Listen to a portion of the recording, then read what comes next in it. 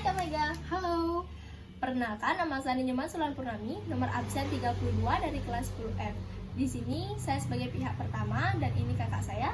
Halo semuanya, saya Mega Anjani. Saya merupakan mahasiswi semester 7 di Fakultas Ekonomi dan Bisnis Universitas Udayana dan saya sebagai pihak kedua. Jadi di sini saya akan membuat video mengenai negosiasi pemilihan jalur SNBP atau jalur mandiri untuk pemilihan PTN. Jadi nggak usah lama-lama, yuk kita ikutin. Hai Kak Mega, gimana kabarnya hari ini? Halo Sulan, kabar aku baik. Sulan apa kabar? Aku juga baik Kak, kakak lagi sibuk nggak? Enggak sih, aku cuma lagi ngerjain skripsi aja. Wah keren banget Kak, pasti udah mau lulus dong? Iya, setengah ya, semoga tahun ini aku lulus. Sulan gimana? Sulan udah SMA kan? Iya, aku udah SMA Kak. Wah, keren banget. Sulan ngambil jurusan apa di SMA? Kalau sekarang aku belum ngambil jurusan Kak. Nanti kelas 11 aku bakal milih jurusan, tapi namanya bukan jurusan lagi, namanya itu paket.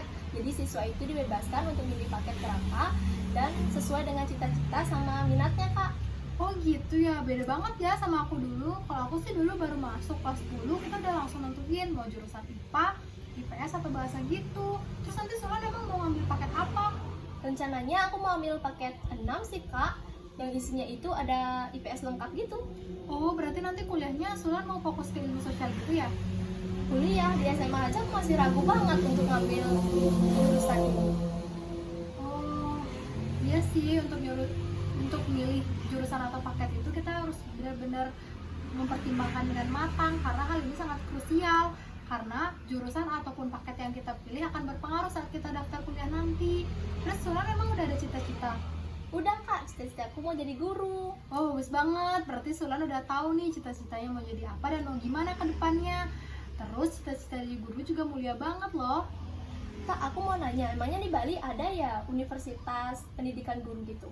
Ada, itu tempatnya di Sinaraja, namanya Universitas Pendidikan Ganesha atau orang-orang biasanya dikenal sama Undiksa gitu. Dan Undiksa juga salah satu PTN favorit di Bali loh.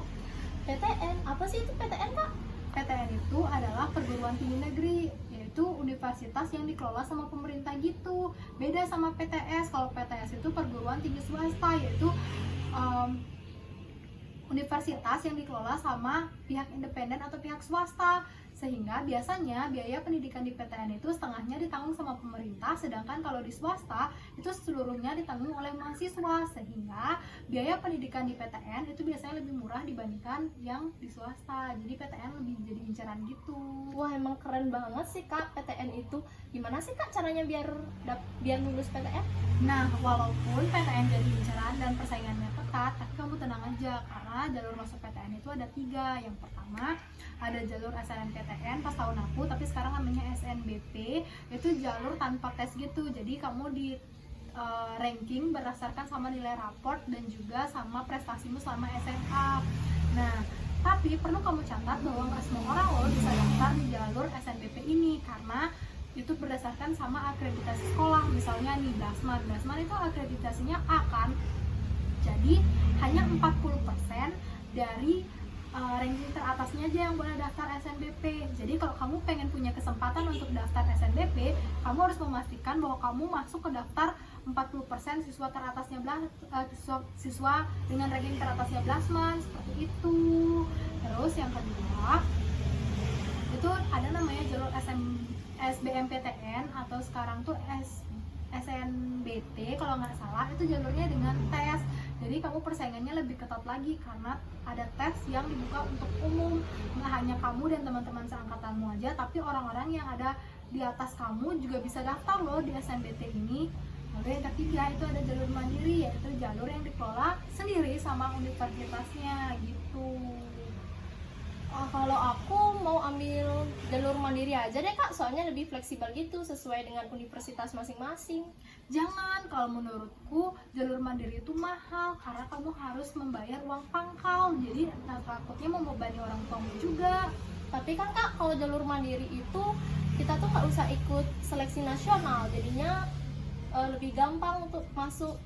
Iya, memang jalur mandiri itu tidak ada seleksi nasionalnya, tapi kamu harus tahu kalau jalur mandiri itu dikelola sendiri sama universitas dan juga bersifat tertutup. Jadi kita tidak pernah tahu apa saja yang dijadikan sebagai dasar penilaiannya, sehingga seringkali terjadi kecurangan di jalur ini. Malah kesempatan untuk lulus lewat jalur mandiri itu lebih kecil dibandingkan dengan 2 jalur yang aku bilang tadi.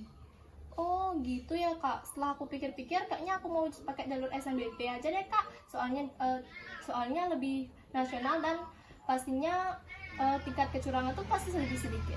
Iya, benar banget. Aku nyaranin kamu ikut SNBP ataupun SNBT. Jadi kamu harus memastikan bahwa nilaimu meningkat dan juga stabil selama kelas 10 sampai kelas 12 ini, serta kamu harus rajin-rajin ikut lomba supaya jadi poin tambah juga. Oh makasih ya kak saran-sarannya. Oke, Sulan.